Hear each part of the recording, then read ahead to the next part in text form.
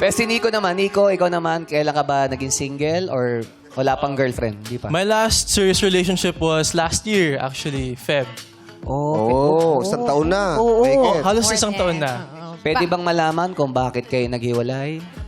We had different views na po in life and different goals. Oh. And parang hindi na po kami naging compatible. Oh, in some sense. pang PBB yung mga chika niya. No? Napapanood ko sa PBB yan, yung mga ganyang salita. Yung mga, we have different views in life po eh. Pero hindi naman po yung mga... Parang walang talagang away. Oo, walang conflict. Wala Yes, yung alam mo, yung konyong bata, yung naho-hold up sa Taft. Yung, Naho-hold up sa... maraming ganyang konyo naho-hold up sa Taft eh.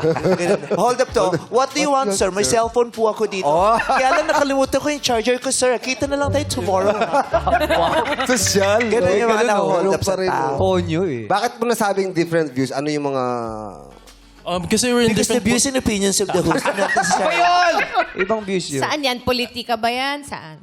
Kasi we had different parts of our life po. Kasi we were both starting our jobs and working pa lang. So, from there, medyo nag-defer na po kasi kami.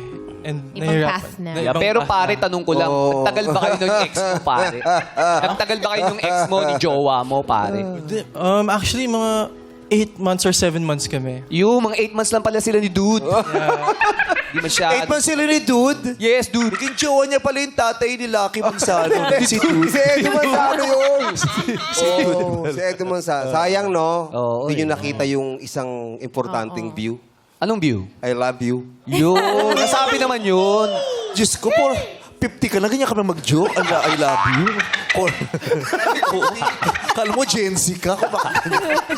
Yung mga chika mo, sa edad mong 50. Kasi di mo nakita yung isa pang view. I know, I love you.